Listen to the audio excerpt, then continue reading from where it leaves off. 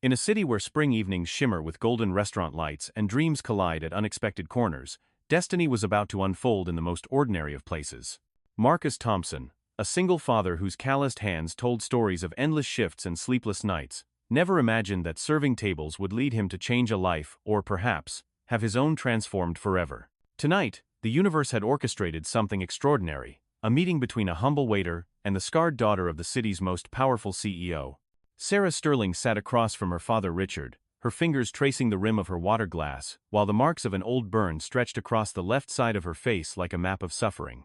Her father's steely eyes surveyed the upscale restaurant with the calculating precision of a man who owned half the city's real estate, his pride as impenetrable as the fortress he had built around his wounded daughter. But when music would later fill the air, and a simple invitation would be extended, everything they thought they knew about worth, beauty, and courage would crumble. Sometimes the most profound transformations begin with the gentlest gesture, a working man's outstretched hand and a melody that dares to whisper what the heart already knows. Marcus had learned long ago that life rarely followed the script you wrote for it. 8 years earlier, when Emma's mother left without explanation, taking only a suitcase and leaving behind a bewildered husband and a toddler who still called for mama in the middle of the night, he discovered reserves of strength he never knew existed.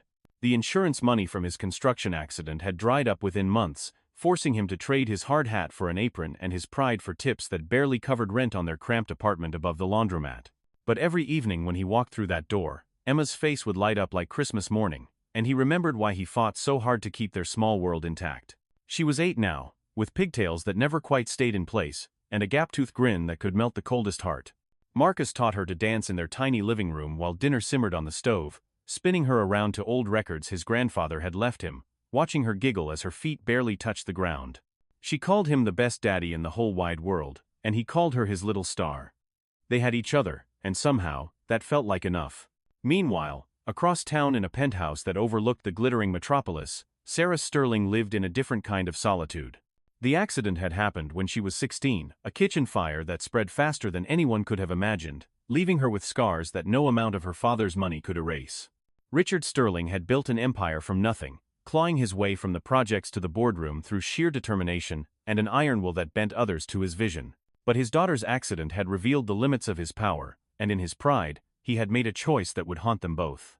Rather than face the whispers and stares of their social circle, he had gradually pulled Sarah away from the world, hiring private tutors instead of sending her to college, hosting intimate dinners instead of letting her attend parties, building golden walls around her that felt more like a prison with each passing year.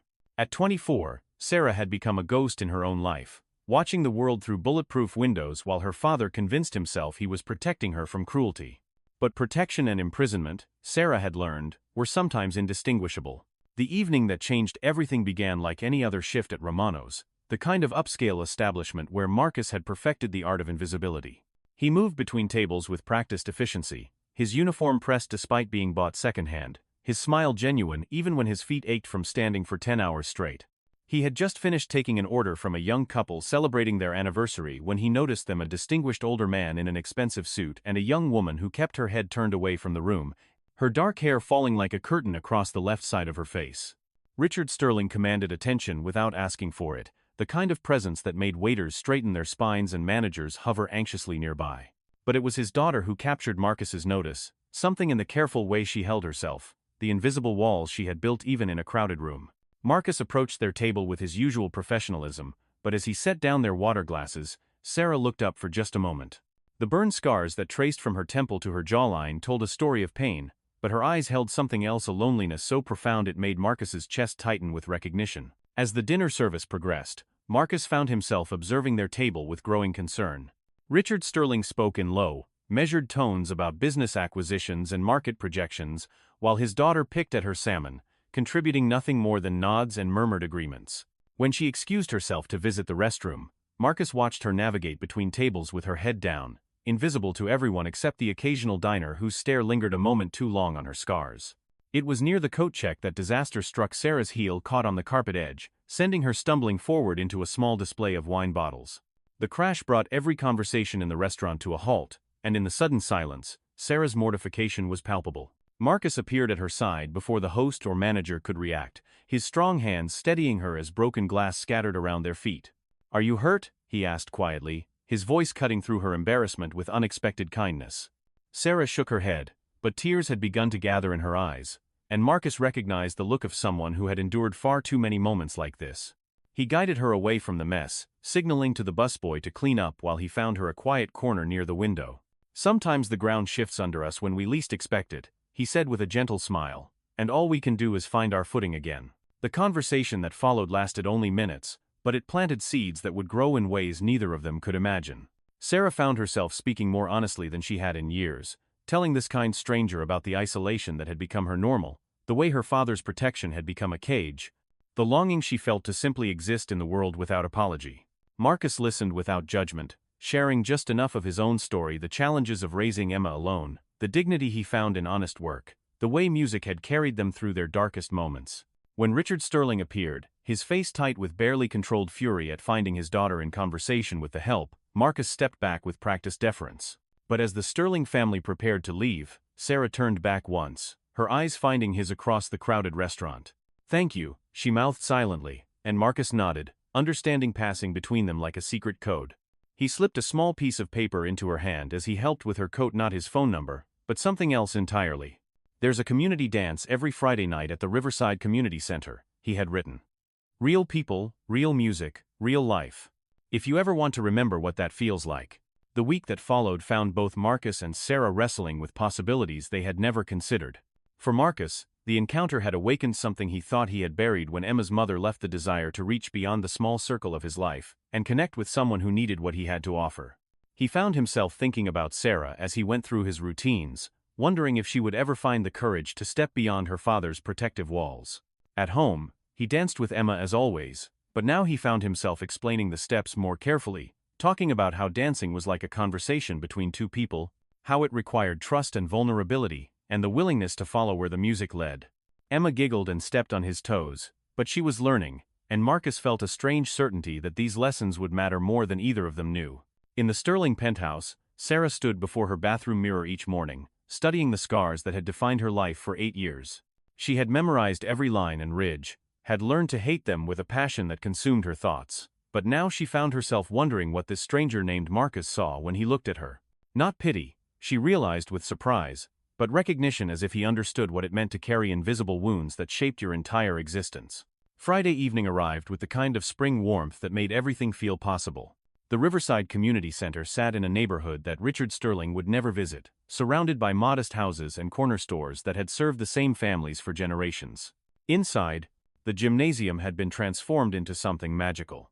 String lights cast warm shadows on the polished floor, while couples of all ages moved to music played by a local band that specialized in standards from decades past. Marcus arrived early, as was his habit, helping to set up chairs and checking the sound system. His movements easy and familiar in this place where he was known simply as the single dad who could make anyone feel welcome on the dance floor. He had left Emma with Mrs. Rodriguez from downstairs, promising to be home by 10 with stories of all the music and laughter she had missed. As 8 o'clock approached, he found himself watching the door, with an anticipation he had not felt in years, wondering if Sarah Sterling would find the courage to cross the bridge between her protected world and this simple celebration of community and connection. Sarah sat in the back seat of her father's car 3 blocks away, her hands trembling as she stared at the community center's lit windows. She had lied to Richard, telling him she was meeting a college friend for coffee, and the deception felt both terrifying and liberating. Months of physical therapy after the accident had taught her to navigate her scars, but she had never learned to navigate the world's reactions to them, and the thought of walking into a room full of strangers made her stomach churn with anxiety. Yet something deeper pulled her forward, the memory of Marcus's kind eyes, the way he had spoken to her as if she were simply a person worth knowing, not a damaged thing to be pitied or protected. She dismissed the driver and walked slowly toward the entrance, her heart hammering against her ribs as music drifted from the open doors. The first person she encountered was an elderly woman with silver hair and paint-stained fingers who greeted her with the kind of warmth usually reserved for old friends. "Welcome, honey," she said, taking Sarah's coat without a second glance at the scars that had caused so much pain. "I'm Dorothy, and you must be Marcus's friend. He mentioned you might come by, and let me tell you, we can always use another dancer in this crowd." The moment Marcus saw Sarah across the room, something shifted in the atmosphere of the community center. She stood near the refreshment table, looking simultaneously terrified and determined, her dark dress simple and elegant against the backdrop of casual clothes and comfortable shoes. He excused himself from a conversation with the band leader and made his way through the crowd, watching as other dancers nodded politely at Sarah, without the cruel stares she had learned to expect in her father's world. "You came," he said simply when he reached her side, and the relief in his voice was unmistakable. Sarah nodded, unable to trust her voice, overwhelmed by the normalcy of this place where people seemed more interested in the music than in studying her face for flaws. Marcus introduced her to several couples, each greeting her with the kind of casual acceptance that felt like a revelation after years of being treated like fragile glass. When the band struck up a waltz, he turned to her with a smile that held no trace of pity or condescension. "Would you like to dance?" he asked, extending his hand in the same gesture that had comforted her a week earlier. "I should warn you," Sarah whispered, her fingers barely touching his. "I haven't danced since before the accident. I might step on your toes." Marcus laughed, a sound so genuine and unguarded that it made something tight in Sarah's chest begin to loosen. "Emma steps on my toes every Tuesday and Thursday," he said. "I think I can handle it." The first few moments on the dance floor were pure terror for Sarah, who felt as exposed as if she were standing naked under stage lights. She could sense the curious glances of other dancers, could feel the familiar heat of shame creeping up her neck as she stumbled through the basic steps Marcus patiently demonstrated. But then something extraordinary happened. The music wrapped around them like a cocoon, and Marcus's steady presence began to ground her in the present moment rather than her fears. He led with the confidence of someone who understood that dancing was about connection rather than perfection, his hand steady at her back as he guided her through turns that gradually became smoother, more natural. The other couples on the floor seemed to fade away until there was only the melody and the gentle pressure of his guidance, and the startling realization that she was actually enjoying herself. When she finally looked up and met his eyes, Marcus smiled with such genuine pleasure that Sarah felt tears gather not of embarrassment, but of something much more dangerous and wonderful. For the first time in 8 years, she felt beautiful not despite her scars, but as the complete person she had always been beneath them. As the evening progressed, Sarah found herself dancing with other partners at Marcus's gentle encouragement, each interaction chipping away at the walls her father had built around her self-image. An elderly man with kind eyes told her she reminded him of his late wife, who had also faced the world with quiet courage. A teenage boy, clearly dragged to the dance by his grandmother, asked for a lesson in the foxtrot and blushed when Sarah complimented his natural rhythm. With each dance, she felt herself remembering who she had been before the accident, defined her existence, someone who loved music and movement, who could laugh at her own mistakes, and find joy in simple human connections. Marcus watched from the sidelines as she gained confidence, his heart swelling with something that felt dangerously close to pride. When the band announced the last dance of the evening, he approached Sarah once more, but this time she met him halfway, her smile radiant in the soft light of the string lamps. "Thank you," she said as they moved together to a slow ballad that spoke of second chances and new beginnings. "For the first time in years, I feel like myself again." Marcus pulled her slightly closer, breathing in the scent of her perfume and the possibility of something he had not dared to hope for. "The pleasure is mine," he replied, meaning it more than any words he had ever spoken. The spell was broken by a commotion near the entrance that drew every eye in the room. Richard Sterling stood in the doorway like an avenging angel in an expensive suit, his face a mask of barely controlled fury as he surveyed the scene before him. His security detail flanked him, their presence immediately shifting the atmosphere from warm community gathering to something tense and confrontational. Sarah's face went white as she saw her father, all the confidence she had gained over the evening evaporating like morning mist. The music stopped mid-song as Richard strode across the dance floor, his gaze fixed on his daughter with the intensity of a man whose carefully constructed world had just tilted off its axis. "Sarah Elizabeth Sterling," his voice cut through the silence like a blade. "What exactly do you think you are doing here?" The question hung in the air as dozens of community members watched the drama unfold, their expressions ranging from confusion to anger at having their peaceful gathering disrupted by this display of wealth and entitlement. Marcus stepped slightly in front of Sarah, his posture protective but respectful, understanding instinctively that this moment would define everything that came after. "Mr. Sterling," he said quietly, "your daughter is here as my guest. She has done nothing wrong." The confrontation that followed would be talked about in the neighborhood for months to come. Richard Sterling, accustomed to boardrooms where his word was law, found himself facing a room full of people who were not intimidated by his power or impressed by his wealth. Dorothy, the elderly artist who had welcomed Sarah, stepped forward with the courage of someone who had lived through depression and war and had no patience for bullies in expensive suits. "That young woman has been nothing but polite and gracious all evening," she said firmly, crossing her arms over her paint-stained sweater. "If you have a problem with her being here, you can take it up with me." Other voices joined hers, the teenage boy's grandmother, the bandleader who had watched Sarah's transformation on the dance floor. Even some of the younger couples who had witnessed her gradual emergence from her shell of self-consciousness. For perhaps the first time in his life, Richard Sterling found himself outnumbered by people who could not be bought, intimidated, or dismissed. But it was Sarah herself who finally broke the standoff, her voice shaky, but determined as she addressed her father directly. "Daddy," she said, using the childhood name she had abandoned years earlier, "I know you think you're protecting me, but this is the first time I've felt truly alive since the accident. Please don't take this away from me too." The words hit Richard Sterling like a physical blow, cutting through his anger to the fear that had driven every decision he had made regarding his daughter since the night he had nearly lost her. In Sarah's voice, he heard echoes of the girl she had been before the fire, confident, joyful, unafraid to take up space in the world. He saw her now through the eyes of these strangers, and what he observed was not the broken thing he had convinced himself he was protecting, but a young woman who had been slowly suffocating under the weight of his own guilt and shame. Marcus watched the older man's face cycle through emotions, fury, giving way to confusion, confusion to something that might have been recognition, and finally, in a moment that surprised everyone present, recognition blossoming into the first glimmer of understanding.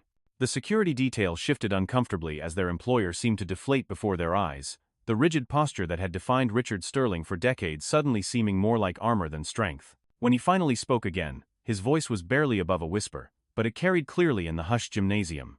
"I thought I was keeping you safe," he said to Sarah, his words heavy with the weight of years of misguided protection. "I never realized I was keeping you from living." What happened next would be remembered by everyone present as a moment when Grace entered the room and transformed something ugly into something beautiful.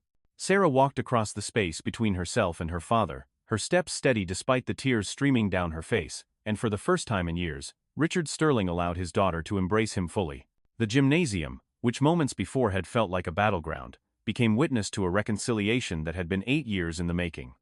"I'm sorry," Richard whispered into his daughter's hair, the words barely audible but carrying the weight of every opportunity for connection he had squandered in his misguided attempts to shield her from the world's cruelty.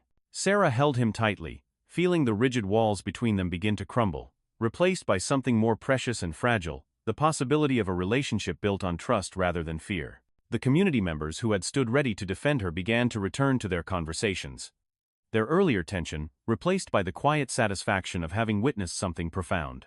Even the security detail seemed to relax, their employer's transformation making their aggressive posture unnecessary and slightly ridiculous in this place dedicated to simple human connection. Marcus had stepped back to give the Sterling family their moment, but he found himself drawn back into their orbit when Richard turned to face him directly. The CEO's eyes held a mixture of gratitude and something that might have been envy as he studied the man who had given his daughter what years of expensive therapy and protective isolation had failed to provide. "You work at Romano's," Richard said, not a question but a statement that acknowledged he had done his research after that night at the restaurant. Marcus nodded, his expression calm despite the intensity of the older man's scrutiny. "I do," he replied simply. "It's honest work, and it allows me to provide for my daughter." Richard found himself studying this man who possessed nothing of material value but somehow commanded the respect of an entire room, who could give Sarah the gift of belonging without asking for anything in return. For someone accustomed to measuring worth in stock portfolios and real estate holdings, Marcus Thompson represented a form of wealth that Richard had never learned to calculate. The silence stretched between them until Sarah moved to Marcus's side, her hand finding his with a naturalness that spoke volumes about the connection they had formed. "Daddy," she said softly, "I want you to meet the man who reminded me that I'm more than my scars." The conversation that followed marked the beginning of a transformation that would reshape the Sterling family forever. Richard, his voice hoarse with emotion, he rarely allowed himself to express, asked Marcus how he had known what Sarah needed when her own father had failed so completely. Marcus's answer was simple but profound. He had recognized a fellow survivor, someone whose wounds had shaped them but did not define them, someone who deserved to be seen as whole rather than broken. "I have a daughter too," he said quietly, "and every day, I try to show her that she is valuable exactly as she is, that the world is big enough for her dreams and brave enough to embrace her completely. Sarah is no different, she just needed someone to remind her that courage looks like showing up, scars and all, and claiming your place at the table." Richard listened with the intensity of a man learning a new language, one that spoke of connection and acceptance, rather than control and protection. When the evening finally came to an end, he found himself shaking Marcus's hand with genuine respect, a gesture that would have been unthinkable hours earlier, but now felt as natural as breathing. In the weeks that followed, Sarah became a regular at the Friday night dances, her presence gradually shifting from that of a nervous newcomer to an integral part of the community.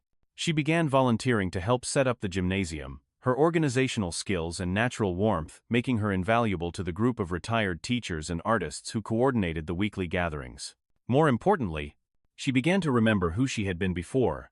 The accident had narrowed her world to the space between her father's penthouse and the doctor's offices where he had taken her for countless consultations with specialists who promised miracles they could never deliver.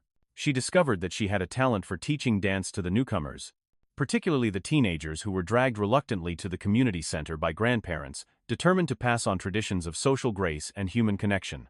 Her patience and understanding with those who felt awkward or self-conscious came from her own journey back to confidence. And watching her guide others through their first tentative steps on the dance floor became one of Marcus's greatest pleasures. The friendship that developed between Marcus and Sarah surprised them both with its depth and ease. She began stopping by Romano's on slow weekday afternoons, not as a customer but as someone who understood the rhythm of service work and could appreciate the skill required to make every guest feel welcome. Marcus introduced her to Emma, who accepted Sarah into their small family unit, with the uncomplicated generosity of childhood, immediately declaring that Sarah was the big sister she had always wanted and demanding to hear stories about the community dances she was still too young to attend. Sarah, who had no experience with children, found herself enchanted by Emma's curiosity and unguarded affection, spending hours helping with homework and teaching the little girl the basic steps of ballroom dance in their cramped living room above the laundromat.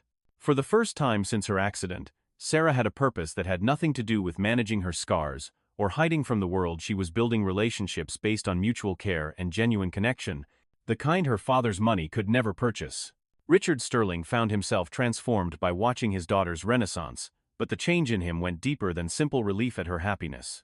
He began to question the values that had driven his rise to power, wondering what he had sacrificed in his relentless pursuit of success and control. The night at the community center had shown him a world where worth was measured not in quarterly earnings but in the ability to make others feel valued and included, where true wealth lay in the connections between people rather than in the possessions they accumulated. He started making changes in his business practices, implementing policies that supported working families and funded community programs that served neighborhoods he had previously ignored. When Sarah expressed interest in returning to school to study social work, he supported her decision not with the possessive pride of an owner, but with the genuine encouragement of a father who finally understood the difference between protection and empowerment.